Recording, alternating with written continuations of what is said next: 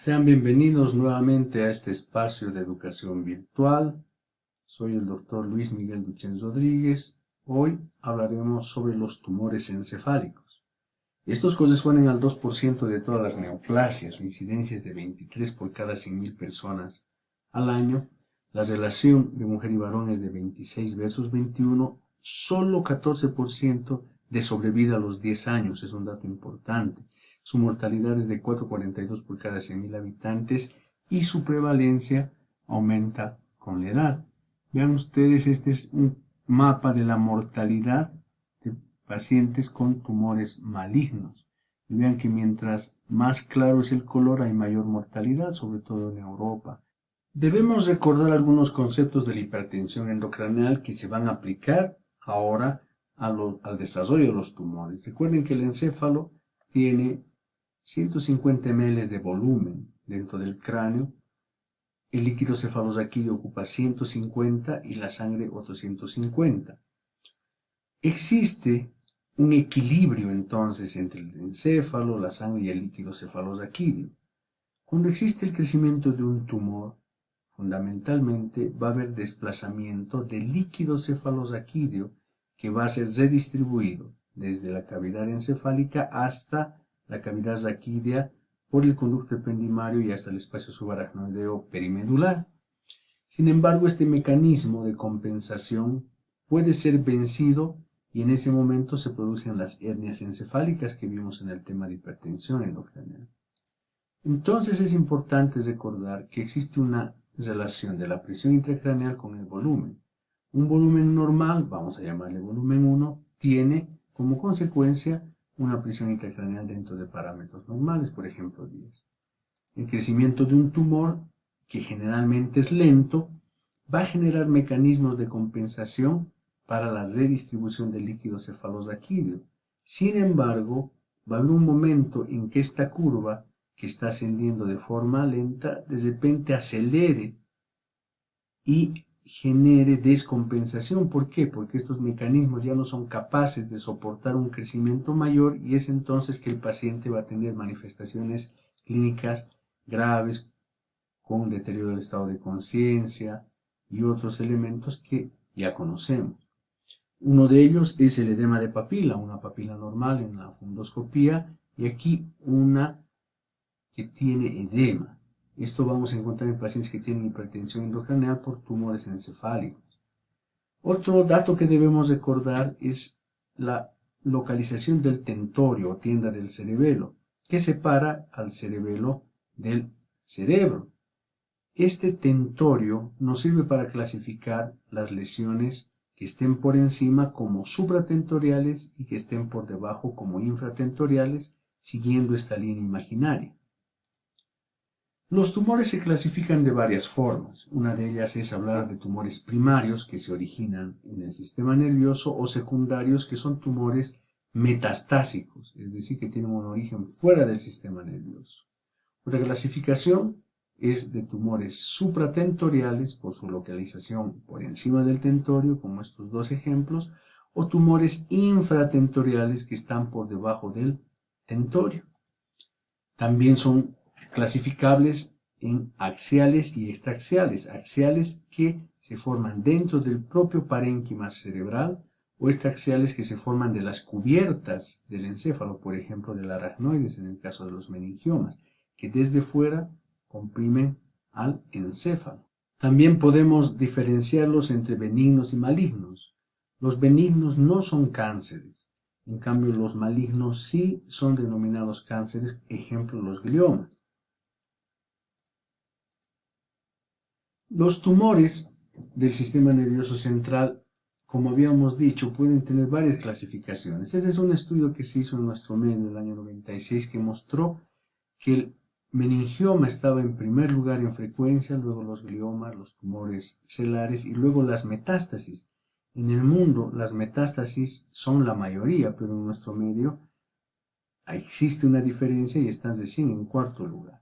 Cuando hablamos de metástasis estamos hablando de tumores que son los más frecuentes del sistema nervioso central. Son neoplasias que nacen en tejidos extraencefálicos, por ejemplo, mama o pulmón.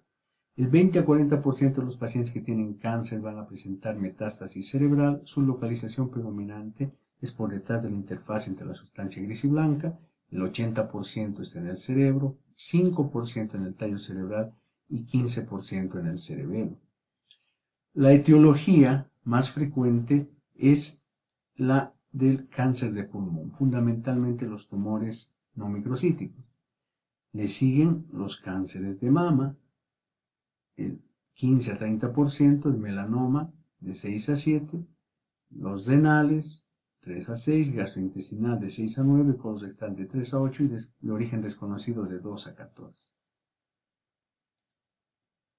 Los tumores primarios del sistema nervioso propiamente dicho corresponden al 1.4% del cáncer total del ser humano.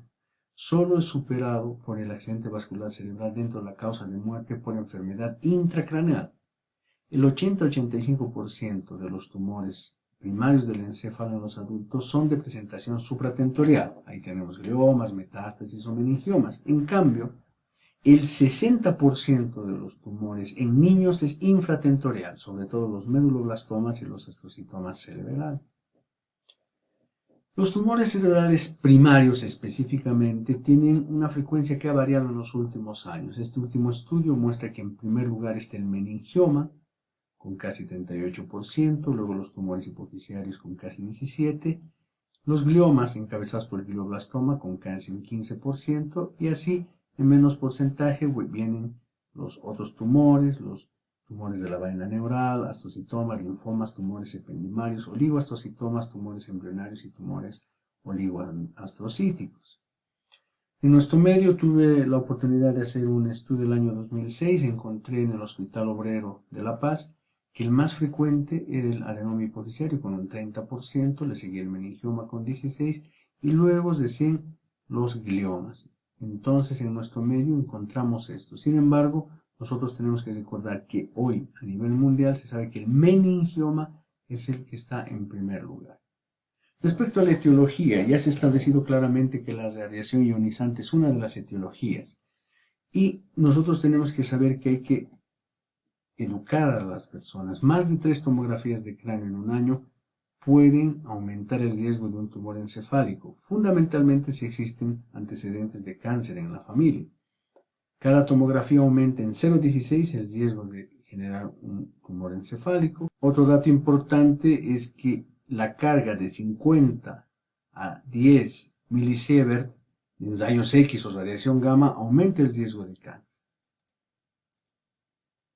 Respecto al uso de teléfonos móviles y la radiación que pueden emitir, existe mucha controversia. Hoy en día no existen estudios concluyentes que confirmen a esta radiación como factor de riesgo de tumores cerebrales. Sin embargo, se aconseja evitar que los niños se expongan al uso de estos dispositivos porque estarían expuestos más tiempo a su uso. Todavía no se tiene datos exactos.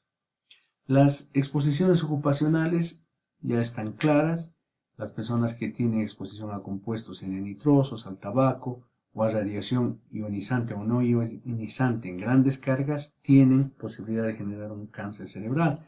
Sin embargo, aún no se ha comprobado la relación con la exposición a pesticidas, plomo, bifenilos, policlorados, disolvente o productos de combustión. Los factores genéticos son importantes. 5% de los tumores cerebrales se relacionan a síndromes de cáncer hereditario. Vamos a dar 2 ejemplos. La enfermedad de von Reichenhausen es la neurofibromatosis tipo 1. Es poco frecuente, 1 entre 3.000 a 4.000 nacidos vivos, y tiene una alteración específica en el locus 15q11.2. Y se asocia a gliomas del nervio óptico, astrocitomas, ependimomas, neurofibromas, neurinenomas, meningiomas y neurofibromas. Y la neurofibromatosis central o tipo 2, que es un poco menos frecuente, 1 en cada 25.000 o 40.000 nacidos vivos, se debe a una alteración en el cromosoma 22 y se asocia a schwannomas vestibulares o espinales, meningiomas, ependimomas espinales y astrocitomas. Hay una lista larga de síndromes relacionados con alteraciones genéticas, con características clínicas y los tumores del sistema nervioso central que pueden estar asociados, que les resumo en esta tabla. La agregación familiar es otro dato importante. 5% de los gliomas son familiares y el riesgo es de 2 a 3 veces mayor en familiares de primer grado de pacientes con glioma. Otro dato importante es que el melanoma y el sarcoma están relacionados con mayor riesgo de cáncer extracerebral. Los factores metabólicos son también importantes. Se conoce que la diabetes mellitus en mujeres tiene un riesgo del 24% mayor en comparación de la población general. La hipertrigliceridemia y la hipertensión arterial sistémica están relacionadas a mayor posibilidad de gliomas de alto grado. El riesgo de un glioma es 70% mayor en los hombres que en mujeres y las mujeres obesas tienen 46% mayor riesgo de tener meningiomas. Factores hormonales también determinan mayor o menor riesgo de tener un tumor cerebral. 19% mayor riesgo de meningiomas existe en mujeres que reciben terapia de reemplazo hormonal. Y existe 29% menor riesgo de gliomas en mujeres que reciben anticonceptivos orales. Las alergias también tienen que ver. Se saben que el asma, la fiebre del heno y el eczema tópico generan una reducción del riesgo de tumores del encéfalo. 20 y 40% menos gliomas, 50% menos tumores oligodendrogliales, 30% menos de neurinomas del acústico y 23% menos meningiomas. También existe una relación con enfermedades neurológicas. Existe 50% mayor riesgo de desarrollar un tumor encefálico en pacientes que tienen enfermedad de Parkinson. Y el virus del VIH genera 2 a 5 veces mayor riesgo de generar un linfoma, el linfoma de células B asociado al virus del VIH, lo mismo que el Epstein-Barr para desarrollar el linfoma de células B asociado al virus del Epstein-Barr. Les dejo con esta imagen, pero quiero hacer énfasis en lo siguiente. Hemos tomado tiempo para hablar de los factores de riesgo que tienen que conocer todos los futuros médicos generales para poder orientar a sus pacientes y hacer la sospecha. Evidentemente, los tumores cerebrales no son los más frecuentes, pero estos datos nos van a ayudar a poder siquiera pensar en ellos cuando existen los factores de riesgo que hemos mencionado. Nos vemos en los siguientes videos. Bienvenidos nuevamente. Hablaremos de la segunda parte del tema de tumores encefálicos. Soy el doctor Luis Miguel Duchén Rodríguez y nos vamos a abocar al diagnóstico clínico e imagenológico.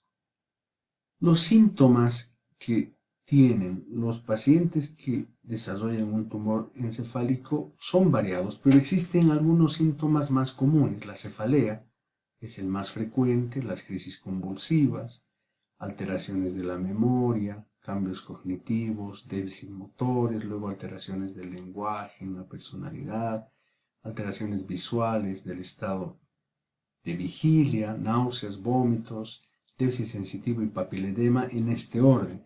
Pero es importante recordar que existen de estos síntomas los relacionados con hipertensión intracraneal, fundamentalmente la cefalea, pero también pueden existir estos síntomas focales, es decir, dependiendo de la localización en la que se encuentra el tumor. En este esquema podríamos ver cuáles son los síntomas focales más frecuentes. Si el tumor está en el lóbulo frontal, el paciente va a tener cambios de personalidad, impulsividad, desinhibición, alteración de la autorregulación de la conducta, alteraciones de la marcha, demencia, fascia motora, debilidad contralateral, epilepsia y pérdida del control esfinteriano dependiendo del sitio donde esté y de su volumen. Si el tumor está a nivel del lóbulo temporal, es posible que desarrolle el paciente amnesia, afasia sensitiva, amusia, alucinaciones auditivas, epilepsia o cuadrantopsias. Cuando la lesión está a nivel del lóbulo parietal, el paciente puede tener trastornos de la sensibilidad superficial y profunda, apraxia, alexia, el síndrome de Hertzmann o desorientación espacial. Cuando el tumor está en el lóbulo occipital, el paciente puede desarrollar hemianopsia homónima, cuadrantopsia, ceguera cortical o alucinaciones visuales. Cuando la lesión está en el cerebelo, el paciente puede tener ataxia, dismetría, disdiadococinesia y nistagmos. Cuando la lesión está en la región celar, es decir, de la silla turca, puede comprometer a la hipófisis. Lo que podemos encontrar en esos casos es el síndrome quiasmático, que se caracteriza por la disminución de la agudeza visual y la hemianopsia bitemporal. Puede haber compresión del tallo pituitario interrumpiendo la transmisión de la información hormonal entre el hipotálamo y la hipófisis, o también síndromes endocrinológicos que pueden variar de acromegalia, gigantismo, enfermedad de Cushing, galactosia, amenorrea, hipotiroidismo, incluso hipertiroidismo, impotencia sexual. Cuando el tumor es muy grande puede comprometer el tercer ventrículo y condicionar hidrocefalia, o puede comprometer también al propio hipotálamo y al tálamo y condicionar trastornos en el estado de conciencia. Cuando la lesión está en el tallo cerebral, va a haber una alteración de los nervios craneales del mismo lado, puede ser en el mesencéfalo, una parálisis del tercero y del cuarto par craneales. Cuando es en la protuberancia, generalmente lesiones en el sexto, séptimo y octavo pares craneales, y cuando es en el bulbo, los pares bajos, noveno, décimo, décimo primero y décimo segundo. Es más difícil que por la afectación de un solo segmento del tallo cerebral se condicione lesión en el trigémino, porque recuerden que el trigémino tiene una extensión que abarca casi todo el tallo cerebral e incluso la médula espinal. Estos pacientes con lesiones en el tallo cerebral van a tener también trastornos sensitivos y o motores contralaterales. También pueden desarrollar deterioro del estado de conciencia y trastornos respiratorios y de la presión arterial. Existe una clasificación de la Organización Mundial de la Salud de los tumores encefálicos. El grado 1 son tumores incruscritos de lento crecimiento y bajo potencial de conversión a un tumor de mayor malignidad. El grado 2 son tumores de borde difuso, lento crecimiento y algunos con tendencia a progresar a tumores de mayor malignidad. El grado 3 son tumores infiltrantes con células atípicas o anaplásicas y mayor número de mitosis. Y finalmente el grado 4 son tumores de rápido crecimiento con alta tasa mitótica, pudiendo presentar vasos de neoformación y áreas de necrosis. Esta es la clasificación larga de la Organización Mundial de la Salud. No voy a entrar en detalles, se los voy a dejar acá. Aquí están todos los tumores de acuerdo a la actual clasificación. El diagnóstico, después de hacer el diagnóstico clínico, debe basarse en estudios.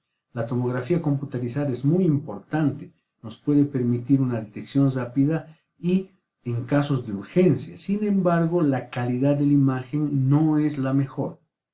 Sirve mucho para lesiones que infiltran hueso, como este ejemplo de una persona que tiene un meningioma que ha partido de la región temporal, pero se ha extendido hasta la región orbitaria. Podemos observar la alteración que ha condicionado en el hueso. Por supuesto que la tomografía es muy buena para eso. Y por supuesto, se va a utilizar en pacientes que tengan contraindicaciones para una resonancia magnética. En ese caso, utilizaremos una tomografía contrastada. De otra forma, antes que hacer una tomografía contrastada, si vemos una lesión tumoral o posible lesión tumoral en una tomografía simple, sería mejor hacer una resonancia magnética contrastada si no hay contraindicación. ¿Por qué? Porque la resonancia magnética tiene una excelente diferenciación de las lesiones con el uso de gadolínio, porque captan contraste y nos permite tener una mejor definición estructural, nos permite ver la relación con las estructuras intracerebrales y por supuesto nos puede definir con más facilidad la etiología. Así que el estudio de elección al final es una resonancia magnética contrastada. Una forma que tenemos de evaluar el estado funcional de los pacientes es a través del índice de Karnofsky. Este tiene 3 categorías y tiene la posibilidad de generar puntajes del 0 al 100. 100 es cuando el paciente tiene una actividad normal, sin síntomas ni evidencia de enfermedad, por ejemplo. 70 es cuando cuida de sí mismo, pero es incapaz de llevar a cabo una actividad o trabajo normal. Pondremos 40 si el paciente está incapacitado y requiere cuidados especiales. 20 si está gravemente enfermo y necesita de asistencia activa de soporte, y 0 si está fallecido. ¿Y por qué es importante darle un puntaje de acuerdo a esta escala? Porque si las personas tienen un Karnofsky de 70 para abajo, su pronóstico es peor que si lo tuviesen de 70 a 100. Y esto nos va a permitir evaluar al paciente a lo largo del tiempo. Puede que nosotros evaluemos a un paciente que llega con un Karnofsky de 70, pero se deteriora, se complica y después de 3 meses está en 40.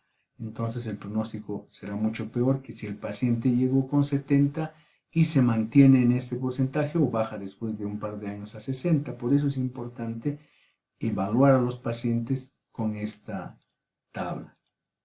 Existen varias modalidades para el tratamiento de los pacientes con tumores encefálicos.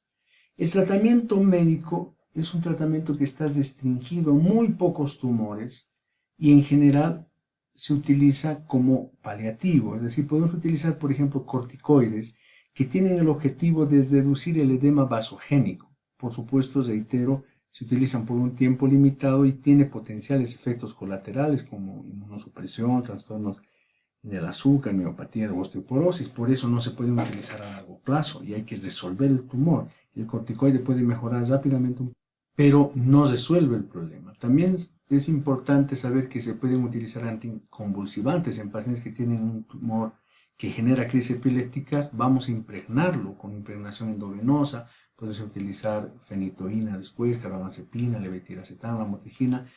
Estos son los más frecuentes, pero depende de la experiencia del clínico. El tratamiento quirúrgico tiene variedades también. Se puede hacer una biopsia a cielo abierto o con guía estereotáxica, que es un ejemplo de una lesión que se puede con guía estereotáxica hacer biopsia con precisión milimétrica. También podemos lograr resecciones parciales en, por ejemplo, gliomas. No siempre se logra hacer una resección total, más bien eso es muy complejo, y en algunos casos sí se puede lograr, como en los meningiomas, resecciones totales que van a curar al paciente literalmente.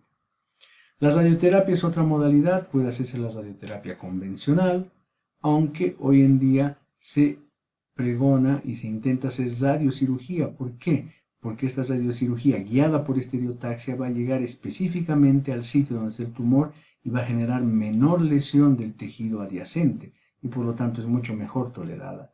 En algunos casos se puede hacer braquiterapia, que consiste en la introducción del elemento radioactivo dentro del tumor. Así que eso va a depender del volumen y de la etiología. Otra arma que tenemos disponible es la quimioterapia. Se puede utilizar la temozolomida, que es un agente que genera metilación del ADN, rompe la doble cadena y genera apoptosis celular en las células malignas. Hay otros fármacos que están citados ahí que están en estudio y que parecen ser prometedores. Sin embargo, ¿qué le vamos a dar a cada tumor? Eso varía de acuerdo al tamaño, localización, criterio y disponibilidad. Por ejemplo, los astrocitomas no infiltrantes se puede hacer cirugía más radioterapia.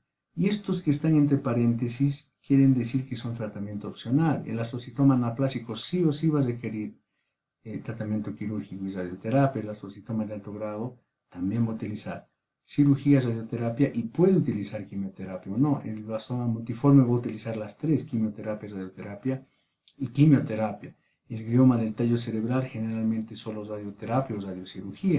El ependimoma puede requerir tratamiento quirúrgico y opcionalmente radioterapia, pero si es anaplásico, necesariamente se utilizará la cirugía y la radioterapia. Un glioma mixto utilizará cirugía, radioterapia y puede necesitar quimioterapia. El medulloblastoma generalmente se hace cirugía y puede requerir radioterapia. Los tumores pineales parenquimatosos pueden requerir la cirugía, la radioterapia y también opcionalmente quimioterapia.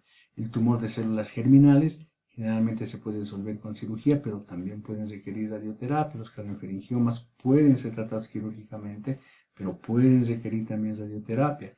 Los meningiomas generalmente se hacen solo radiocirugía y eventualmente alguna vez radioterapia, salvo que sean anaplásicos, en que se utilizan estas dos modalidades. Por eso es muy importante específicamente establecer qué tratamiento se va a hacer con un especialista. Por ejemplo, los adenomas hipoficiarios se hacen fundamentalmente tratamiento quirúrgico, como vamos a ver. Raros son los que vamos a llevar a radioterapia. Por eso es importante establecer eso con el equipo. Mientras vemos una foto del Valle de las Ánimas en La Paz, les anuncio que en los siguientes videos hablaremos sobre los 3 más frecuentes tumores del sistema nervioso. Hasta pronto. Continuamos hablando de los tumores encefálicos. Soy el doctor Luis Miguel Duchén Rodríguez. Y hablaremos ahora del tumor más frecuente en la literatura mundial, que son los meningiomas, y vamos a hablar de algunos aspectos básicos dirigidos siempre a estudiantes de medicina y médicos generales. Los meningiomas constituyen el tumor primario del sistema nervioso más común en el adulto, aproximadamente entre el 3 y el 37%. La prevalencia está entre 1 y 2.7%. El 85% de estos casos generalmente se diagnostica incidentalmente, es decir, que no dan síntomas. 15% son sintomáticos.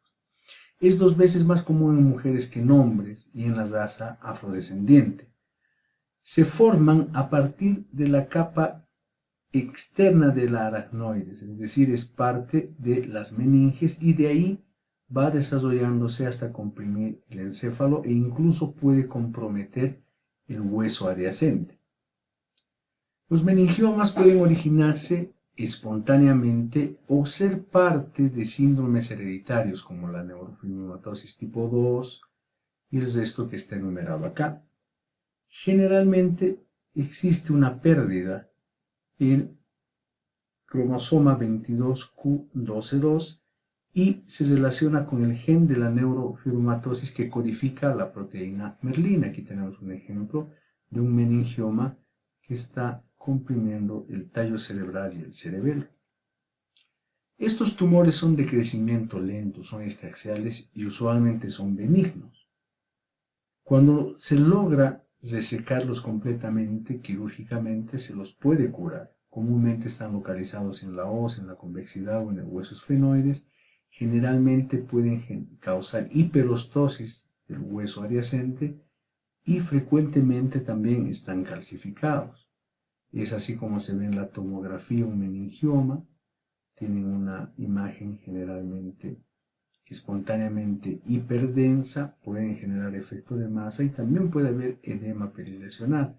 La resonancia magnética claramente nos muestra que son lesiones extraaxiales, ya hemos dicho, dependientes del aracnoide, pero pueden invadir la dura madre, son predominantemente homogéneos y muy bien diferenciados del resto del parénquima cerebral. Por supuesto que el estudio, reitero, de elección es la resonancia magnética con gadolina. ¿Dónde se localizan? Y habíamos mencionado algo, pero para que podamos entender aquí hay unos esquemas. Pueden estar a nivel parasagital, aquí es la parte sagital media y pueden ser parasagitales, pueden estar en la hoz del cerebro, pueden estar en la convexidad, son muy frecuentes en la convexidad, pueden estar también dentro del ventrículo, como pueden estar localizados a nivel supracelular, es decir, encima de la silla turca, pueden estar cerca en el agujero magno a nivel cerebelar y también en el clivus. Todas estas son localizaciones frecuentes en estos pacientes.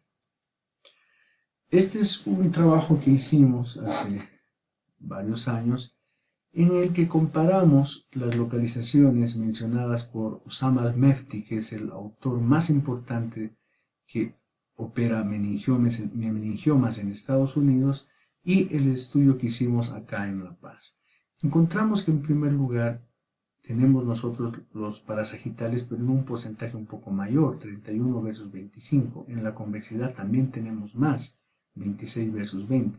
En el ala del esfenoides en nuestra serie existían menos que en las de Osama Al-Mefti. En el surco olfatorio en la serie que tuvimos nosotros no encontramos ninguno cuando él tiene el 10%. Entonces estas son características de nuestra población, del grupo de estudio. Es muy importante que hay que hacer tratamiento quirúrgico para los meningiomas sintomáticos. Cuando estos meningiomas son menores a 2 centímetros, asintomáticos, no tienen edema, tienen epilepsia fácilmente controlada, los pacientes mayores a 60 años pueden tener un manejo expectante, haciendo tomografías contrastadas anuales. Tenemos que tomar en cuenta en la cirugía que son muy sangrantes y cuando hacemos la operación lo primero que tenemos que procurar es desvascularizarlo. Es decir, al inicio de la cirugía nuestro objetivo va a ser desvascularizarlo para no tener una hemorragia abundante en el transoperatorio. Y un dato importante es que podemos tomar una donación autóloga de sangre del paciente para usarlo en él mismo en el transoperatorio. Existe una escala de extensión de resección quirúrgica del autor Simpson, que habla de 5 grados de resección. El grado 1 es cuando logramos hacer una resección macroscópicamente completa con exéresis de la implantación dural y del hueso normal, incluyendo la resección del seno cuando éste está comprometido. En el grado 2 la resección es macroscópicamente completa y se hace electrocoagulación de la implantación dural. En el grado 3 macroscópicamente completa sin resección o coagulación de la implantación dural. El grado 4 con resección parcial, dejando tumor in situ. Y el grado 5 solamente una descompresión simple, que básicamente es una biopsia. Es un ejemplo de una persona que tiene un meningioma en el ala del esfenoides. Vean claramente cómo se diferencia del parénquima cerebral. Es una lesión homogénea, hiperintensa, los bordes son muy bien definidos y nace del esfenoides. La paciente tenía cefalea por muchos años que fue confundida con migraña. Este es el acceso, se hace un acceso terional. Hacemos la exposición ósea. Una vez que se hace la exposición ósea, se hace la craneotomía, se retira el hueso y se hace la apertura dural, la durotomía. Una vez que se hace la durotomía, se hace la exposición. Este es el sitio al que tenemos que dirigirnos buscando el ala esfenoidal. Por supuesto que utilizamos un microscopio para tener una mejor visión. Este es el campo operatorio. Y con el microscopio identificamos a la lesión. Es un tumor que tiene una implantación y un compromiso de la dura madre. Desplaza al cerebro. Es vascularizado, fibroso, firme. Y lo importante, como habíamos dicho, es buscar su vascularización para evitar un sangrado importante. Entonces, en este paciente logramos hacer una resección empezando de la implantación dural. Aquí tenemos la lesión, como podrán ustedes observar, es una lesión esferiforme. Aquí se ha logrado la resección completa del tumor y vean, aquí está el área donde hicimos la electrocoagulación de la implantación dural, de tal manera que logramos resolver el caso. Los meningiomas se clasifican de acuerdo a su estirpe histopatológica en diferentes subtipos. Tenemos estos que son en el grado 1 de la OMS, están el meningotelial, el fibroso, transicional, samomatoso, angiomatoso, el microquístico, el secretorio, el linfoplástico y el metaplástico. Estos tienen menos de 4 mitosis en 10 campos. Y la proliferación celular del Ki67 es menor al 4%. En cambio, los del grupo 2 son los llamados atípicos de células claras o coroides. Tienen más de 4 y menos de 20 mitosis por cada 10 campos a seco fuerte, y al menos 3 de los siguientes: un aumento de la celularidad de células pequeñas del nucleolo prominente, pérdida de la nodularidad, necrosis e infiltración del parénquima cerebral, y la proliferación del Ki67 está entre el 4 y el 15. Y finalmente, los que son del grupo 3 de la Organización Mundial de la Salud son los rhabdoides y el anaplásico y el papilar, que tienen más de 20 mitosis por cada 10 campos a seco fuerte y van a tener focos frecuentes de necrosis, franca anaplasia, metástasis, infiltración del parénquima cerebral, y la proliferación del Ki67 es mayor al 15%. Estos son los cuerpos de Samoma que son típicos en la histopatología de los meningiomas. Existe un algoritmo que es propuesto por la Organización Mundial de la Salud, que dice que primero, por supuesto, vamos a hacer una resonancia magnética y establecer el diagnóstico. Si no tiene efecto de masa, si no hay síntomas, podemos hacer observación, pero si tiene efecto de masa y presenta síntomas, y los deseos del paciente son de hacer la resección, vamos a hacer 2 posibilidades de terapia. Si está en buenas condiciones, hacemos directamente la cirugía y vamos a ver la histología de la resección. Y si su condición clínica es mala, podemos hacer radiocirugía estereotáxica o radioterapia fraccionada y observación. La mayoría de los pacientes, reitero, va a ser tributario de cirugía. Ahora, de acuerdo a la histología, de acuerdo a lo que hemos obtenido, si está en el grupo 1 y hemos hecho una disección total, simplemente lo observamos. Si es el grupo 1 y hemos hecho una disección subtotal o parcial, podemos combinar con radiocirugía estereotáxica o radioterapia fraccionada. Si es un grado 2 y la disección ha sido total, mantenemos observación o podemos hacer radioterapia fraccionada. Si es del grupo 2 y la disección es subtotal o parcial, simplemente radioterapia fraccionada también. Y si es del grupo 3, radioterapia fraccionada, quimioterapia experimental o radioterapia radioactiva del péptido receptor, que realmente son muy pocos los pacientes que van a ser tributarios de este manejo. Entonces, en los siguientes videos hablaremos de los gliomas y de los tumores hipoficiarios. Hasta pronto.